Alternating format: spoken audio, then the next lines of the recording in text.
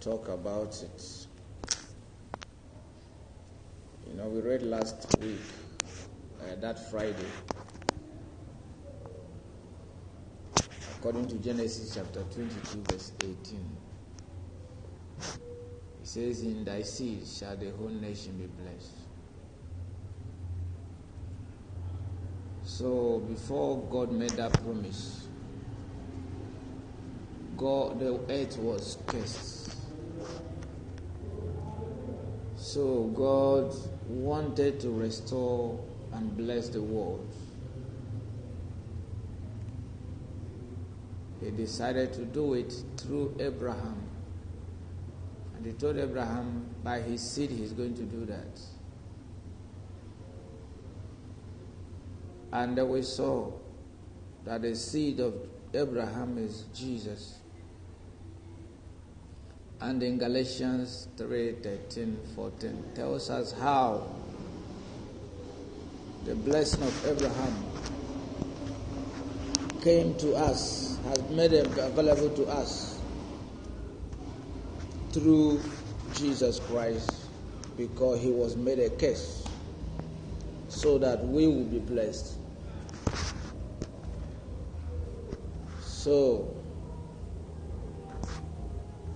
the question is, why is it that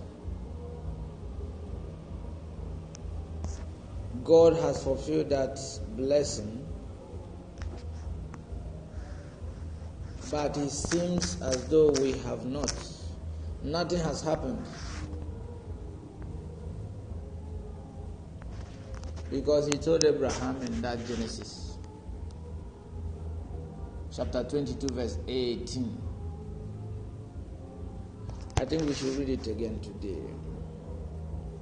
So Genesis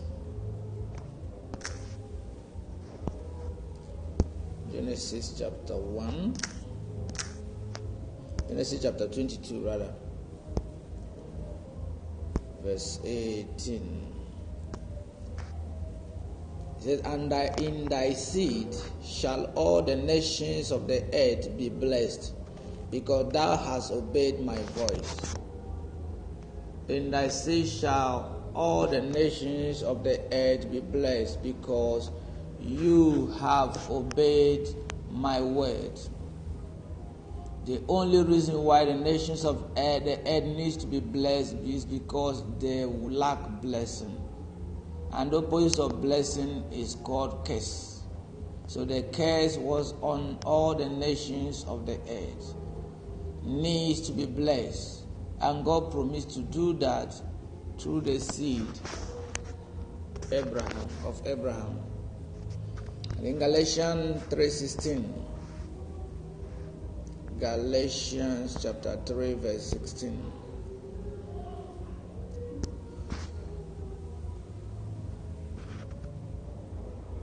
It says, "Now to Abraham and his seed were the promises made.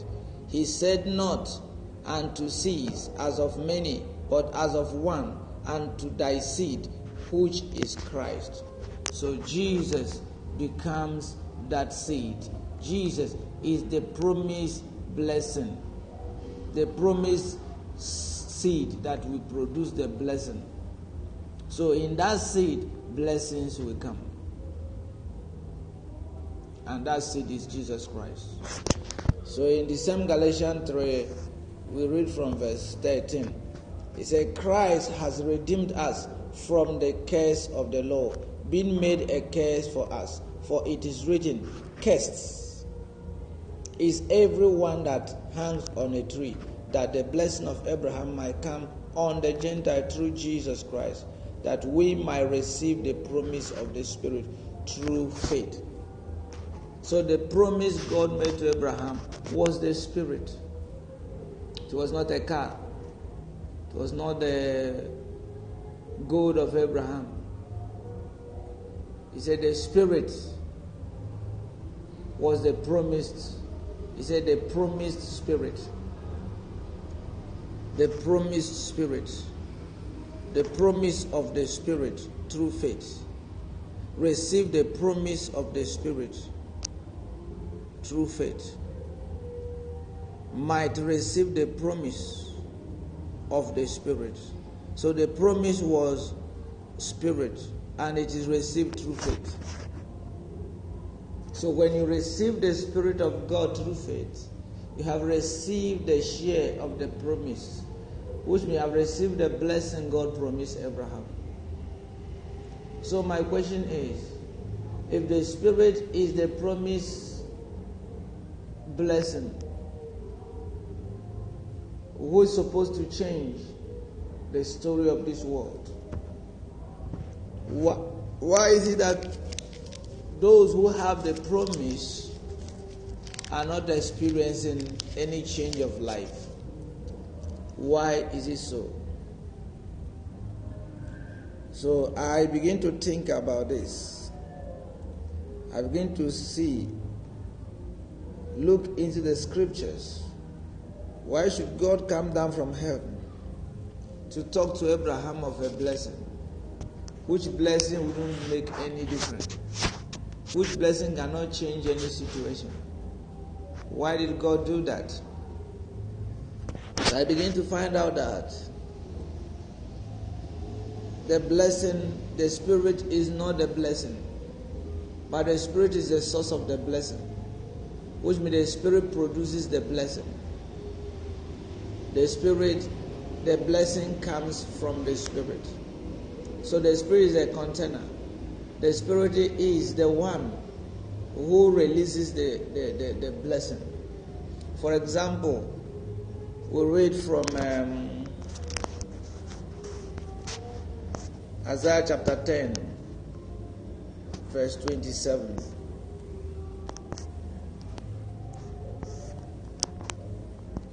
Isaiah 27, verse 10.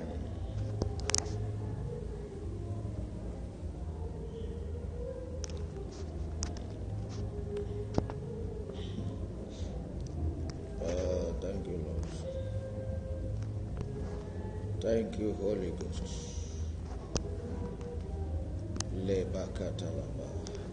Isaiah 10, verse 27, rather.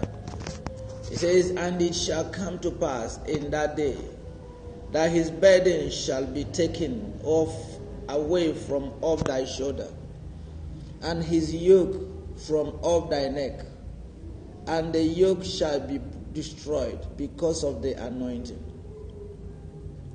It says, "And it shall come to pass in that day that his burden shall be taken away from off thy shoulder." The burden shall be taken away off thy shoulder. Burden is anything that causes pain upon you, anything that causes you uncomfort, anything that makes you unease. That is a burden. And he said, on that day, that his burden shall be taken away from off thy shoulder, and his yoke from off thy neck, and the yoke shall be destroyed because of the anointing. I read it again. "And it shall come to pass in that day that his burden shall be taken away from off thy shoulder, and his yoke from off thy neck, and the yoke shall be destroyed because of the anointing." Therefore, the anointing is what destroys the yoke. It is not the Spirit that destroys the yoke. It is the anointing of the Spirit of God that destroys the yoke. He said, because of the anointing. God knows there is a burden. God knows that there is a yoke. That there is yoke on your shoulder.